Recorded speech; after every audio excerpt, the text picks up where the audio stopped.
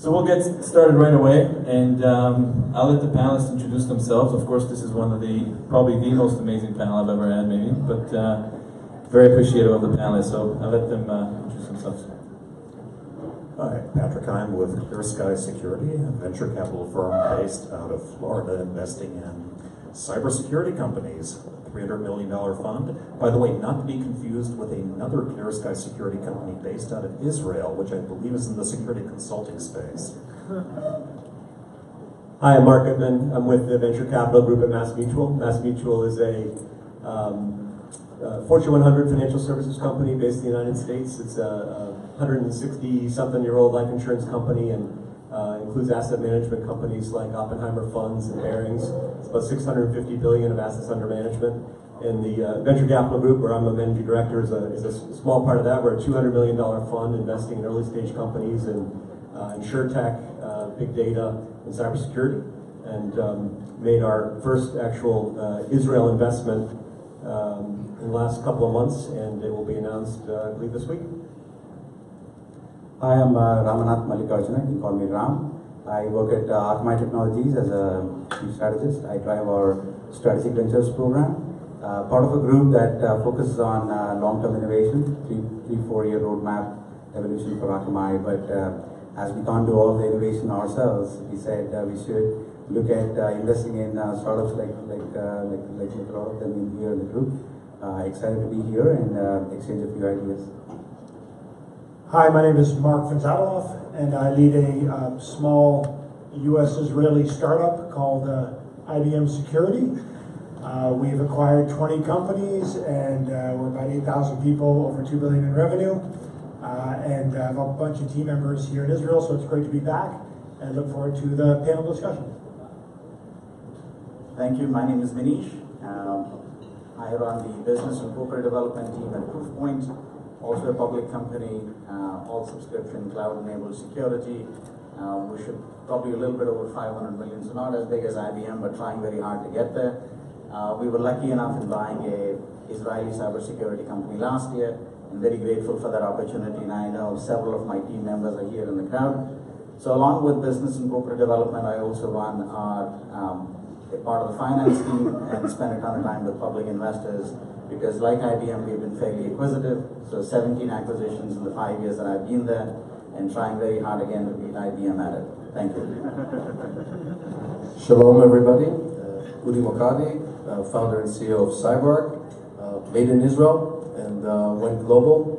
We've been public for the last 3 years. Recently celebrated 1,000 employees, about 3,500 customers around the world. Pioneer market leader in a space called privilege account security. Speaking of acquisitions, we've made 3 acquisitions since going public. 2 of them were in Israel. Good. Well, thank you very much, everyone. So we'll just start with the first question here. Obviously, there have been some naysayers about cybersecurity lately. Maybe in the last 2-3 months, people saying it's maybe a declining sector. We just heard from Eric that that's not true. What do you think are some of the big greenfield opportunities for 2018 in cybersecurity? One of the interesting things we're seeing is that I would call it the loosey-goosey way of handling customer data. Those days are over. You know, we mentioned GDPR, Eric mentioned GDPR earlier, and I think it's very transformative for companies because they're being held to actually develop a discipline of knowing where their customers' data is at, how it's protected, and then enabling these customers with rights to be forgotten, data portability rights, etc. And for a lot of companies, especially in the United States, that's a very significant challenge. So we see there is a real emerging opportunity for product companies that are helping large enterprises, especially global ones, get their arms around data, which is also an area where I believe that a lot of CISOs, they've been avoiding dealing with the data governance issues because it's messy, it's business process. They've been very happy focusing on the infrastructure for the last decade or 2. So this is going to be a governance challenge inside of companies as well. I don't know about greenfield, because a lot's been written, and I think a lot of startups seem to pop up before, certainly I have the thought. But the way that IT infrastructure has changed with the cloud and with serverless, I think that really radically changes the attack possibilities, and I think there are probably opportunities there. I think that 2 years ago, 3 years ago, people were talking about automation, orchestration, where I know people on this panel have some investments. I think that is certainly still an issue. I think the market's developed a little slowly, but I think the need is there. So I think there's, and of course, the third-party risk, where you're only as safe as your least secure partner. I think that we've seen that play out as a really important area. I would pick a couple of areas. One is IoT security. Computing has been personal, it's getting really personal at home as well as in industries that we really depend on for our everyday lives. Combine that with the lack of education and the lack of sensitivity towards security makes it a huge problem for the industry, and I think we as an industry need to take this challenge very seriously. The other greenfield opportunity, I would say, is application development itself. Though there are tools out there that help with securing applications once they are built, it's not an ingrained process for in most companies that build applications. So what can we do to ensure that applications, when they are built, have security ingrained in them? That's going to be a big challenge. The other very passionate area for myself personally is the authentication space.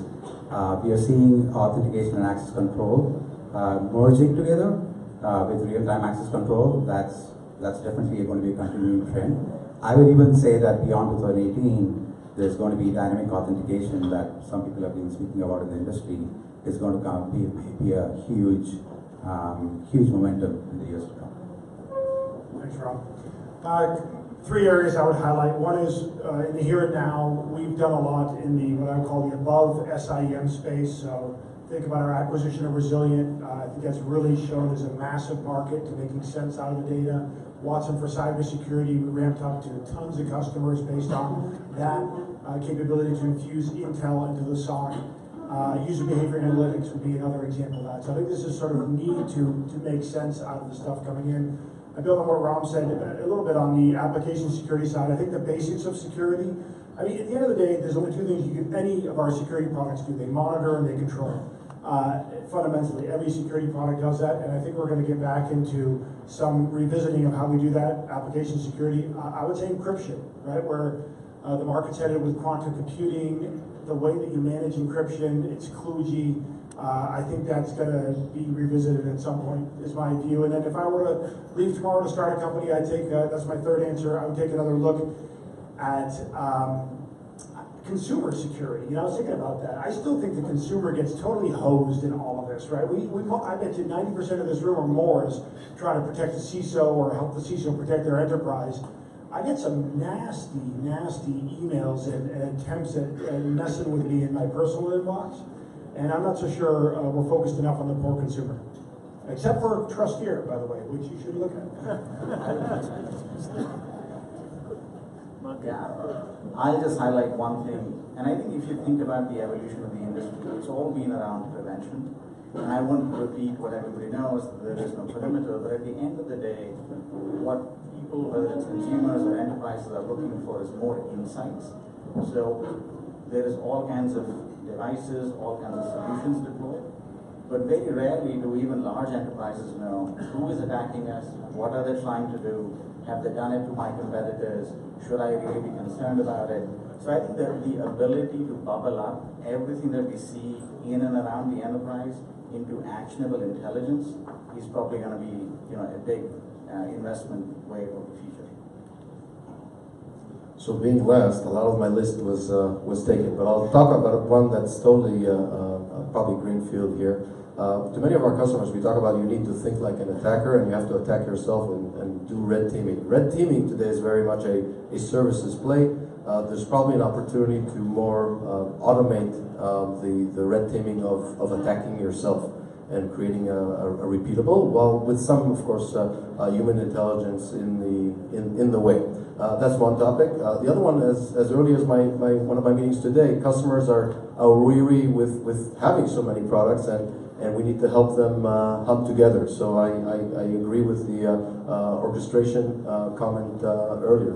There's a need to help customers make all the purchases they've made really hum together. And then selfishly for CyberArk, and I'm sure for others, when we look at opportunities out there, we'd like to see, it's not a greenfield, but we'd like to see more of the companies reach a higher revenue rate, and it's going to make it more effective. So actually, that's a really great segue into my next question, which is going to be two parts, and I warn you already, the second part is going to put you on the spot a little bit, right? So really the question is about, I mean, 4 of you buy startups for a living, 2 of you invest in startups for a living, so you deal with startups all the time. I want to know how you evaluate acquisition opportunities, investment opportunities, and partnership opportunities with startups. And that was the first part of the question. And we're going to start with you, Adi, so get ready. We're going to start on that side. Sure, but the second part of the question, and let's see if you answer this one, is if you had to guess in what security space your next acquisition will be, especially the 4 of you here, what would it be? We should just name the companies, maybe? Yeah. It's easier for everyone. It's a great public company move to just mention that. So, learning from some Israeli politicians, I won't even, I mean, they just talk about something else, right? So I won't even, so I'll dodge that one.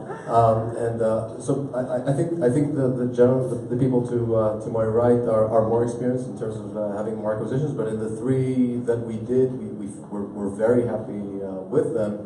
And the playbook was either something that is solving an issue that we see within the customer base and giving us quick time to market through acquisition, or truly an opportunity that creates or increases our total available market, or increases our future opportunity. The best example I can make on that, and it's also is the acquisition we made in May 2017, the first non-Israel one, a company called Conjure in Boston, that expanded us to securing the DevOps pipeline. We couldn't have gotten there organically with our solution for securing application credentials, but this was an opportunity to expand into a new market and build for cloud and for the cloud through acquisition. Those are some of the I would say high level, but the team is probably the most important thing. People that the quality of the team, the hunger of the team, and a cultural fit and a willingness to take it for the long run. As a small public company, we can't afford to have an acquisition where the founders leave after a short bit. So it has to be a good cultural fit where we have an agreement to really make it happen. Yeah, I think I'll echo those same comments, because given the plethora of talent you find in cybersecurity, it is, I think the number one important thing is you need to gel with the team that you're buying, and that's what you're really banking on. So it has to be driven by the team. And the other thing that we really strictly adhere to is what I would call you need to be on the right side of history, which means it has to be cloud enabled, it has to be a subscription offering. To the extent you can stick with a couple of these things, right team, right model of delivery, right way of billing the customer and delivering value to that customer, all of those things make an acquisition a lot more successful. In terms of areas that we're focused on, again, for us, we're not in the endpoint business, we're certainly not in network security. Our view around how we approach cybersecurity is we're protecting the user no matter how you interact with content, messaging, or data, and none of those things are these days just secured in the enterprise, they're everywhere. So if I can help that user and that enterprise secure assets, be it people or data, that's what we're looking for. I like the idea of the characteristics. I'd add like AI to that, which would be another obvious one, but just forward-leaning SaaS, AI, I think will be characteristics of where we continue to go. And for me, because we're in about 14 unique segments of the security market, 14 different quadrants or waves, if you want to do analyst reports. And so I'm always trying to think of, am I buying, and this is probably not the right metaphor for where I am today, but if you bear with me, am I buying a new Christmas tree or am I buying an ornament, right? And so it's kind of a way to think about, am I entering a net new segment, or am I entering something that sort of enhances a segment that I'm in right now? So you can sort of look at the 20 acquisitions we've done. Some of them, like Q1 Labs, clearly we're entering a whole new segment. But then we bought a full packet capture company outside of Boston. You know, Resilient is sort of in between, because I think orchestration may end up being its own tree in its own right. And then when we think about entering a net new segment, I sometimes amused at the advice I get in this area. People are like, you should buy this tiny company to go compete with, you know, Checkpoint or Palo Alto. And I'm like, yeah, that's not going to happen, right? Like, why would you do that? So when you're entering a new segment, it really takes a level of, you know, how you enter that. You're not going to do that with something the size of an ornament to make that point. So that's how we weigh that. I think since the previous speakers spoke a lot about acquisition, I won't speak too much about that, except for saying that Akamai obviously is being a leader in the cloud security space, in the data space. We obviously would look at synergistic applications there, especially if it's a burning problem that we don't have a solution for. Enterprise cloud security is another growing space for us. So that's the focus. But from an investment perspective, I would put the same factors in. The first factor I would look at from a strategic investment, apart from, you know, being a match for our portfolio and stuff, is that does it solve a specific problem, a concise problem very well, right? For any startup, that's the most important thing. I think it could be a problem that's burning today, which is more of a partnering or acquisition, but it could be a problem that we all foresee in the next year or two, and that makes a lot of sense. The second thing is team. I think somebody mentioned team. It has to be very strong. And from Akamai is a little bit unique because we have the largest distributed system out there on the internet. We are a layer on the internet. So for us, matching that kind of an architecture, scalability, performance, and a distributed architecture is very, very important. Otherwise, it doesn't make sense for us, either from an investment or from an acquisition perspective. Well, not surprisingly, we look at team, tech, and market, but I think I think I've come to appreciate more how interrelated they are from an investment perspective. I mean, technology is great, but it's technology at the intersection of the market where you start to think about product. And I think where I've made mistakes in the past, and I've made quite a few, I think maybe not fully appreciating how important product market fit is. I mean, you can have some great whiz-bang technology, but if it's not really, to Ramanath's point, if it's not really addressing the market, then you're going to have a long slog. And if the team isn't able to execute, I mean, I was talking with one of the panelists earlier. We talked about one particular portfolio company, and we immediately started talking about the CEO and how good he is. And I think it's amazing what a good CEO, what a good team can do. And I think I would take that team over the product any day, because the product doesn't sell itself. Yeah, I couldn't agree more, especially on the team comment. So not to repeat things and bore the audience here, I would say the one additional thing that we look at that hasn't been talked about yet is how much can we personally help accelerate the growth of the company. So, you know, as a security fund, we're a little bit different. We actually have former practitioners. You know, I'm a 4-time CISO, Dropbox, Salesforce, Kaiser Permanente, McKesson. My partner Jay Lee here is Blackstone, Equifax, and Nokia. And we also have Peter Cooper, who came from Intel, focusing on the government side. So I have a lot of contacts on the West Coast, he on the East Coast, and in DC. And that network really helps us. And when we think about accelerating the growth of a company, if it's a consumer company, that's not going to help us very much. But if it falls into that space, this enterprise security company, we know the buyers. We know the buyers all across the United States, and we can help connect them and really help them grow fast. That's great, thanks. So we'll focus the next part of the conversation, because we have so many entrepreneurs in the audience. Entrepreneurs who are thinking about go-to-market strategy, especially in the US, but feel free to comment about elsewhere as well, because that's also important. And also about creating big companies. A lot of these guys here are venture-backed. You know, the VCs obviously don't care about small outcomes, and the entrepreneurs want to go big, want to build something meaningful, like many of you have done, Udin. Maybe you can comment a little bit about go-to-market and about building a big company. Anyone? To start? I'll give it a go. I think, first of all, a lot has changed in the Israel entrepreneurial scene in the sense that I can see that the new start, the knowledge transfer is much faster. Like everything is much faster these days.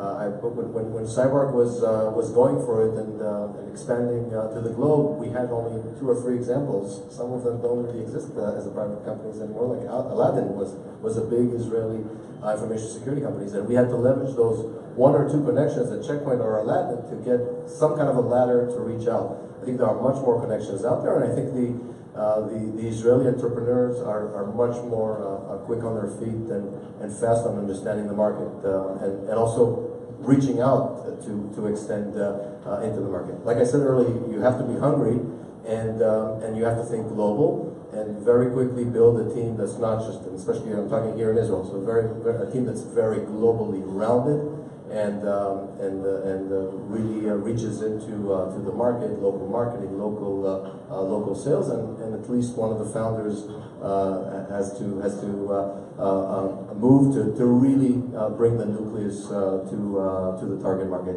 Again, not necessarily relevant to all types of companies here. If the channel is relevant, I think embracing the channel, at least in some target markets, and experimenting with channels is a good way to start, and especially as a way to see the market.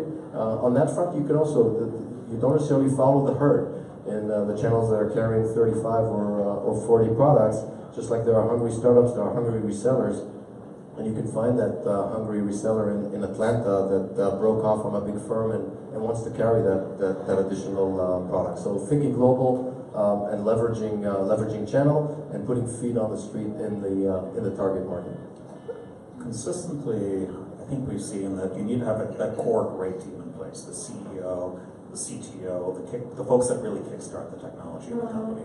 Beyond that, we've seen that those companies where we're able to place a really great chief revenue officer, a global head of sales, it's transformative. And we've seen that when they have the wrong one and then we put the right one in place, and we just see those companies accelerate dramatically. Whether it's because those individuals, they'll know the right mix of channel or direct sales or whatever it may be.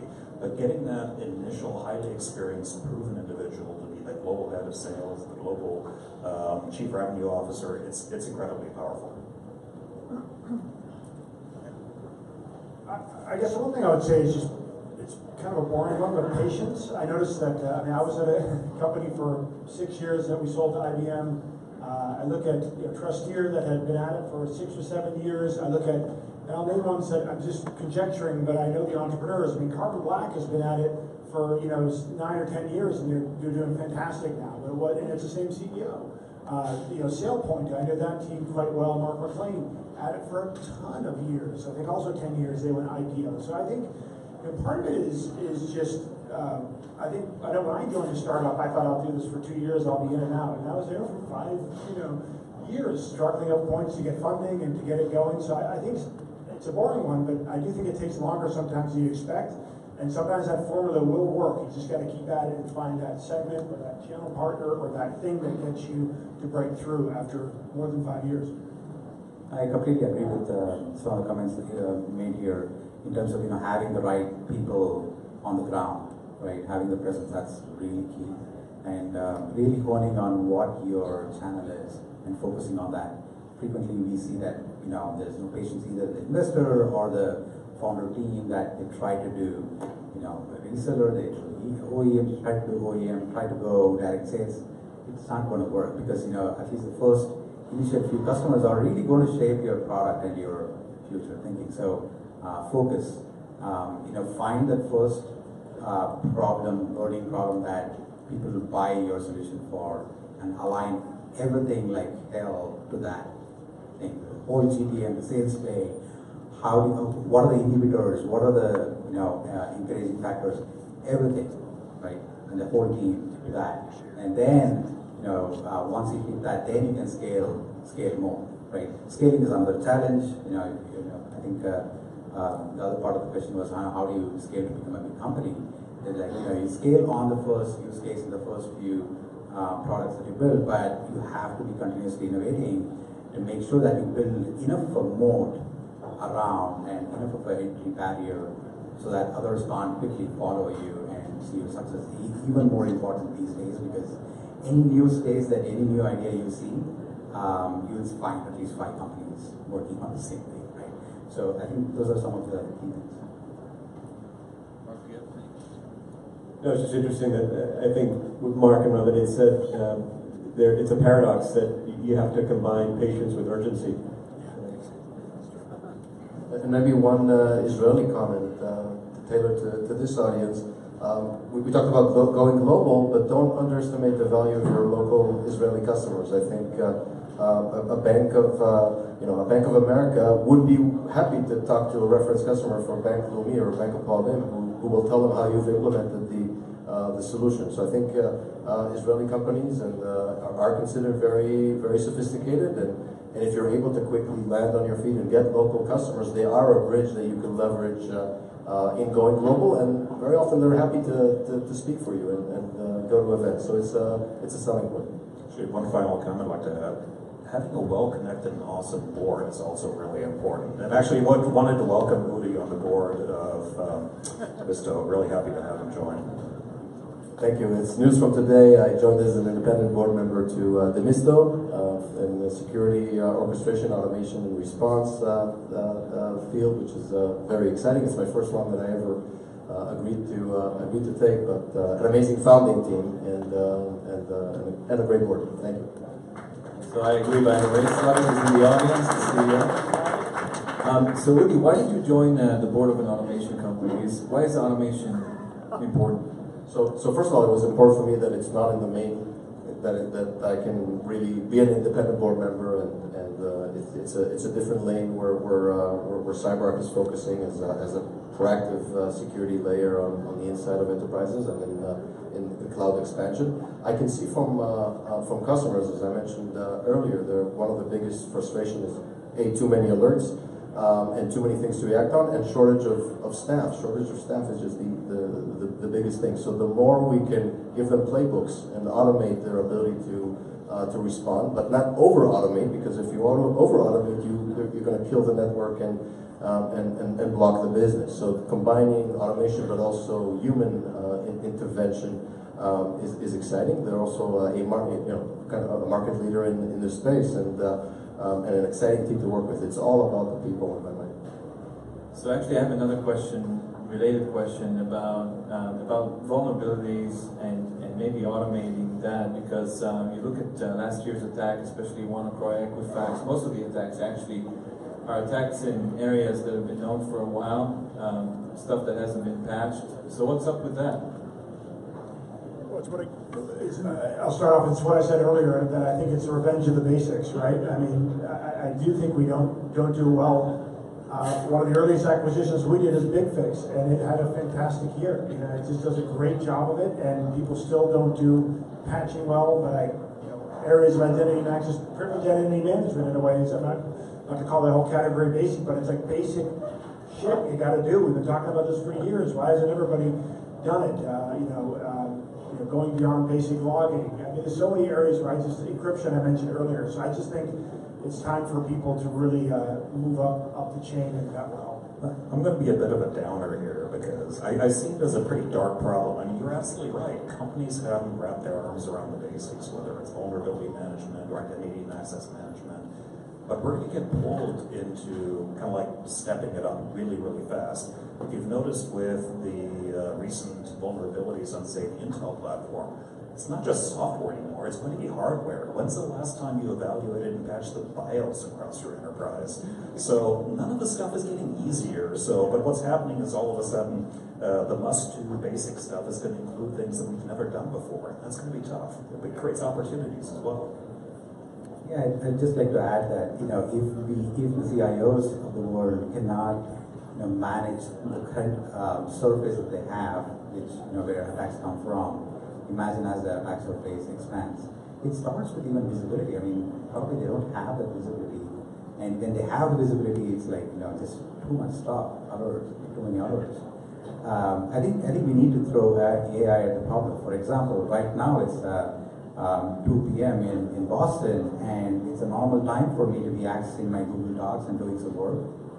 But because I'm on a company visit, the system should know that I'm actually here in Israel talking to you folks.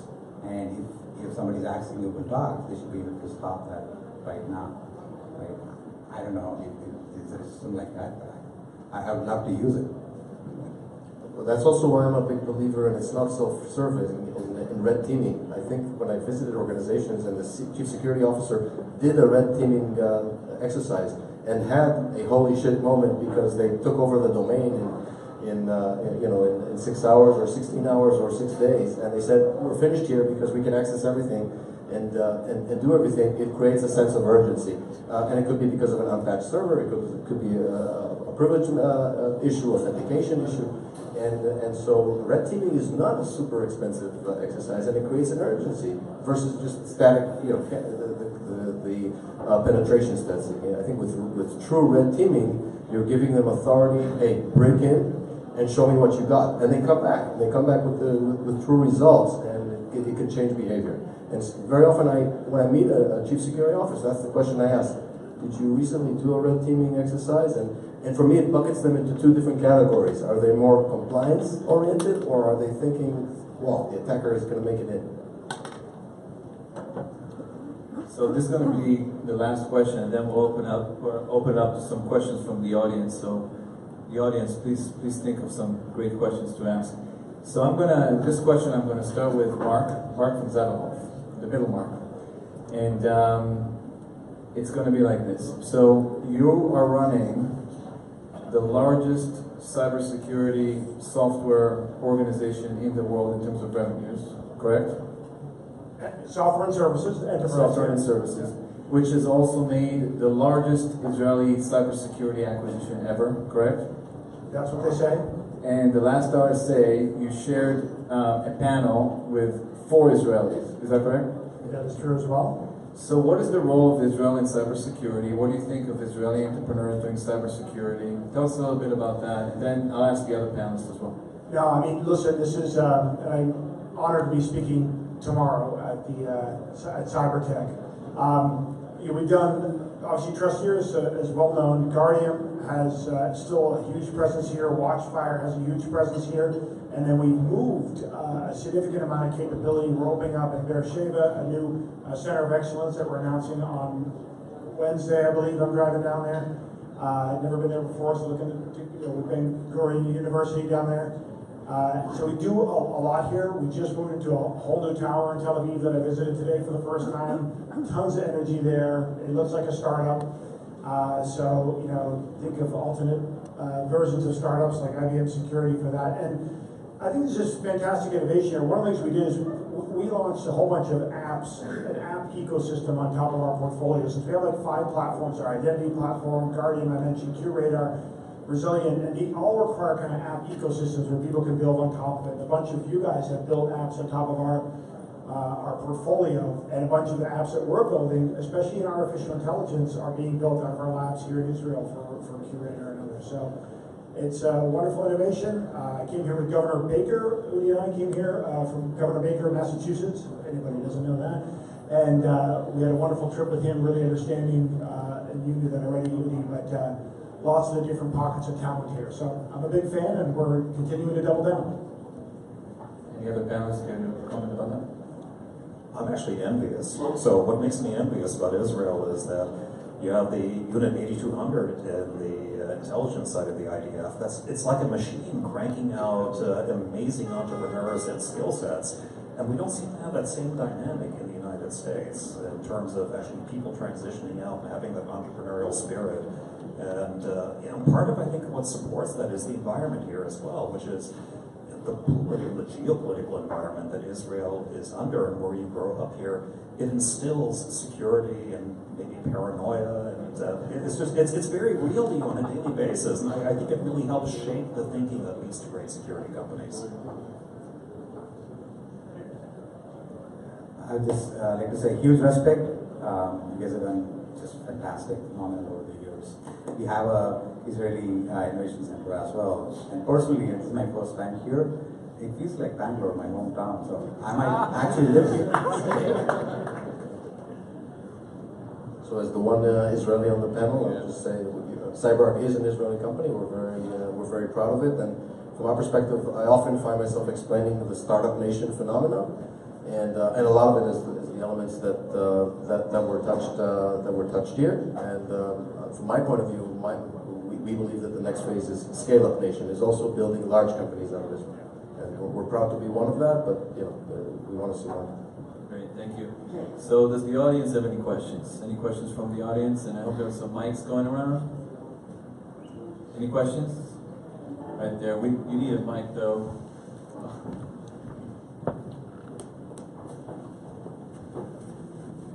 Actually, Your name and company first.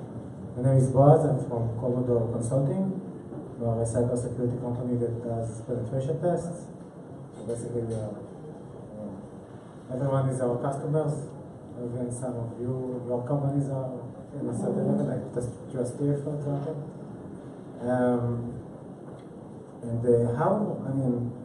There is a huge thing going on now called blockchain and everything around that. And because we are consulting, we're at the front, leading edge of everything. So every new startup, hey, I have this idea, I want to do like this blockchain thing. So we see cryptocurrency, we see everything going around us. And I just see like an alternate reality growing, an alternate financial system growing around us. And I know there are some venture capitalists here, which is like, hey, they are competing with us with all these ICOs, and they are like, for corporates, it's also, how do you look at that? It's very interesting, very intriguing.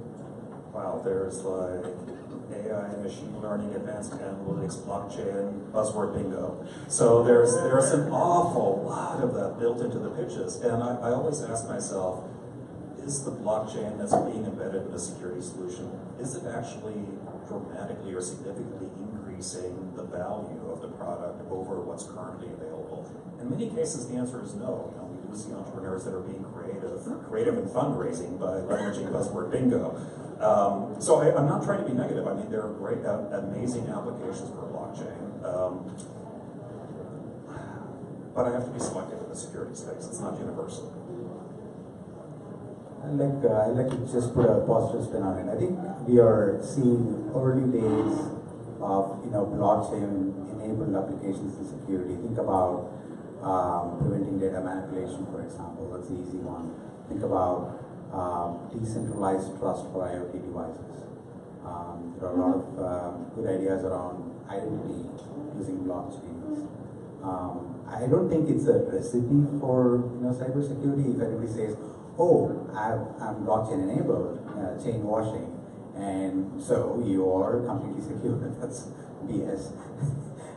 But definitely there is potential, but it's early days, right? Definitely you're seeing more of those opportunities because people are trying to play with it. There are good platforms for experimentation, but if and when it gets real, some of those experimental platforms out there need to take a very serious look at security. So I'm very positive on blockchain, but still early days. Early in the hype cycle, again, my chair gives me the luxury of seeing what IBM is doing in different industries. IBM has a blockchain unit, and we are doing quite a bit there. A lot of customer interest and uptake. I don't spend my life there, but we did announce recently, for example, in very traditional industries like shipping, leveraging blockchain to take the whole bill of materials out of the system, which apparently costs as much to get some of the documentations to follow a container as it does to get the container where it needs to be. So there's a bunch of those sort of more traditional areas that blockchain can really help. So I'm optimistic there. My team, my researchers are looking at two areas. One is how to secure those things. So when IBM goes and builds a blockchain for some industry, that it's not hackable. So that's one area in the spirit of red teaming that we do. And then the other is obviously what are areas that we can leverage blockchain. I do think we're high, to kind of bridge the two comments. I think we're at the height of the hype cycle within security on this turn, but I do think there'll be some practical applications as we come off that curve.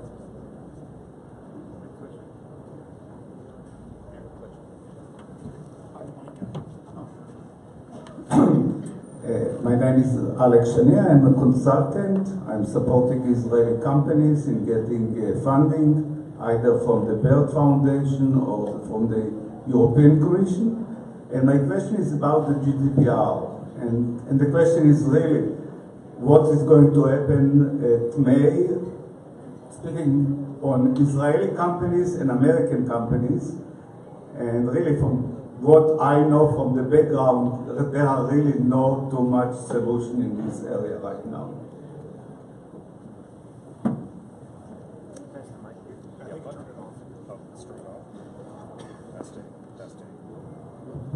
Okay, we're back. Yeah, I think I started the comments earlier today about GDPR challenging organizations. So it is a function of just knowing where your data is at, which companies haven't done yet.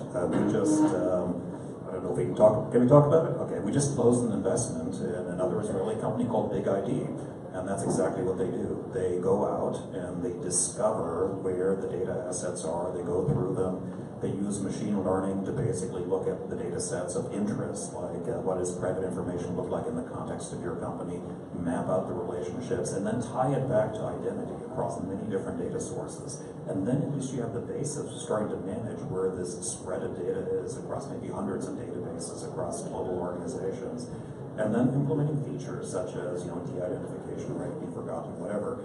But what I've seen is, I think you're absolutely right. It's so far, much of the GDPR work has been lawyers and consultants doing manual work. It really hasn't translated itself into tooling in companies. But I think within the last 6 to 8 months or so, I've seen more companies that are actually trying to come up with great implementation solutions like Big ID that actually try to solve the problem, not just generate billable hours. Just want to plug our event here. You heard it first. ClearSky is invested in Big ID. You heard it first here. All right. Any others? Go ahead. Sure. My name is Joshua Bihar. I'm with Ericom Software. In 2017, Gartner coined the new phrase called RBI, Remote Browser Isolation, and we saw several activities. Starting Manish with WebLife. We also saw Semantic acquiring, Fireglass. And then we saw Menlo just raising, a very significant amount of money. I just wonder if you can comment about this new phenomenon. Yeah, I think it's a very interesting space. I think for the longest time, people were worried, is this going to be a standalone market? Or like other players on the endpoint side, which tried to do the same thing, but then ended up being unsuccessful, would it go down that path? And I think our view was, as we approached WebLife and we were looking at the various players in the market, we're always maniacally focused, as Ram was saying earlier, finding very easy use cases that we can then enable our sales team to go sell to the consumer or the enterprise in this case. And I think the use case for us, given our heritage and our email, was looking at people using their personal email at work. So the way we all work today, I have a corporate laptop, I take it to work, I do my work stuff, but I also have the browser open to look at Gmail or look at Facebook or what have you. And we found that enterprises are basically saying, if we stop employees from doing it, there is a big backlash, which is, hey, company, I have a private life too. I need to do things at work which relate to it.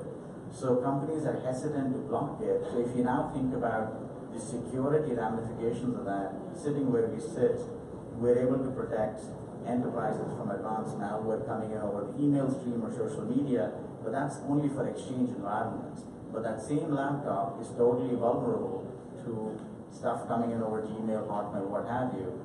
So the idea was, can we take our existing products, supply the threat intelligence that we get from TAP and on other products, but use it for a very simple use case, which is employees trying to do personal email. Now, the applicability of the technology is much broader than that, but I think what we have learned over time is, if you make it easy for the sales guys to sell, easy for the enterprises to buy, that is a lot more easier to get your foot in the door than trying to be all things to all people. We've seen a lot of value in this isolation technology as well. We invested in a company called Authenticate with a number 8 at the end. And their angle has been slightly different. They've been focusing on the government marketplace, and it's used heavily with defense and government agencies, where they absolutely need to have that isolation. It is not always the most user-friendly thing to do, to your employees, but when you have a certain amount of leverage and security is really the number one driver, that's when you can implement technologies like these, and they're very effective. Thank you. Question over here.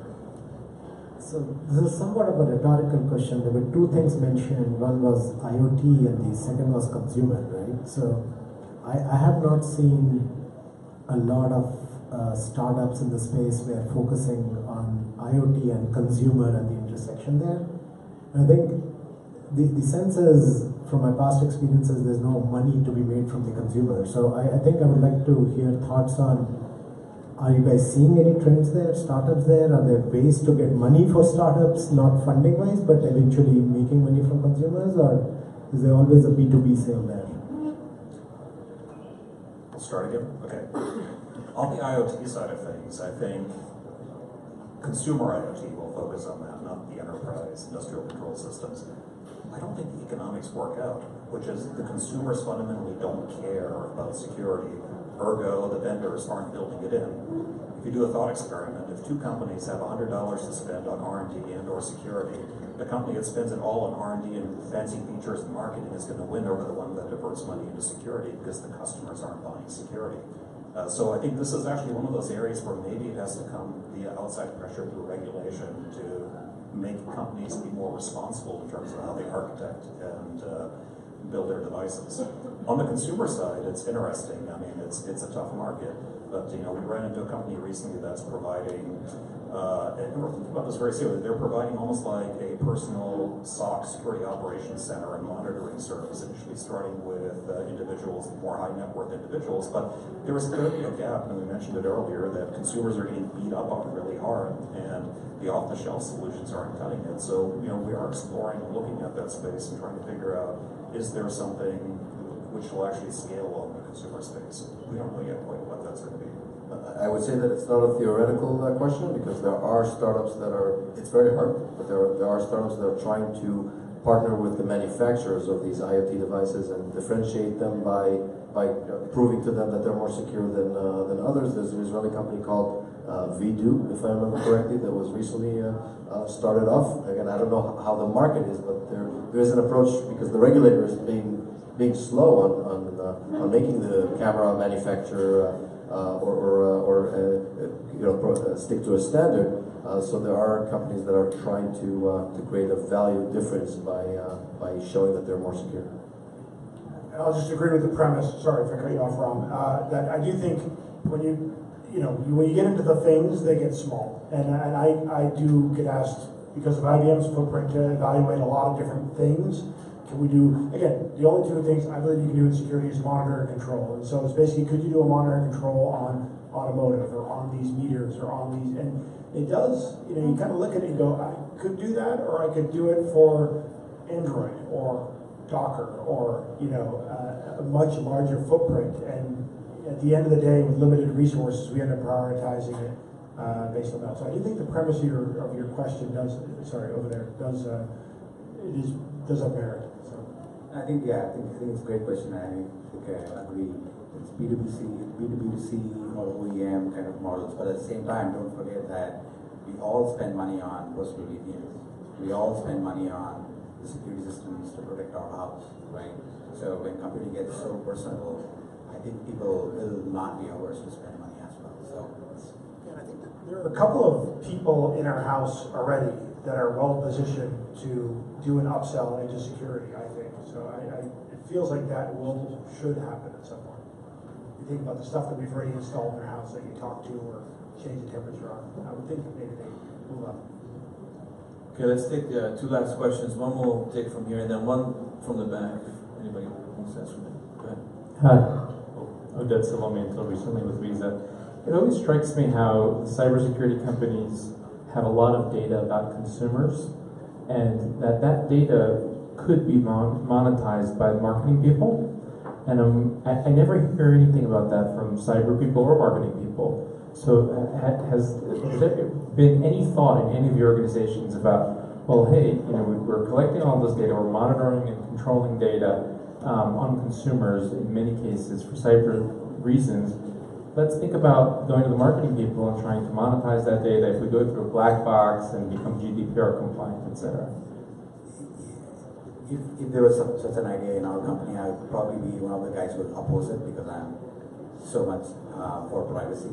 So that's where I would end my comment. Same here. We do get a lot of consumer data, but there's just there's a wall there. Security is a business of trust, fundamentally of trust, and if you mess with that trust, you can sink the industry. And we were looking at an investment recently in a company based out of Russia, and we decided it's like great technology, great team.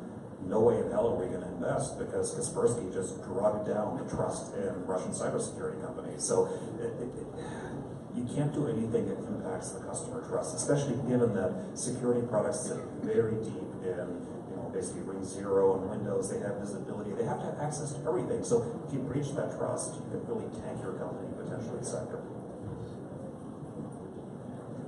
One last question. Anybody? Go meet with the European data privacy folks on something. It's process.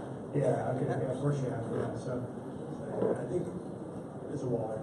All right, last question. Anyone? All right, we're adjourned. Well, I'd like to thank our co-sponsors, please. That's ClearSky, MassMutual, and Momentum Cyber. And thank you, the Israeli team of MassMutual Ventures, headed by Ofer Schreiber.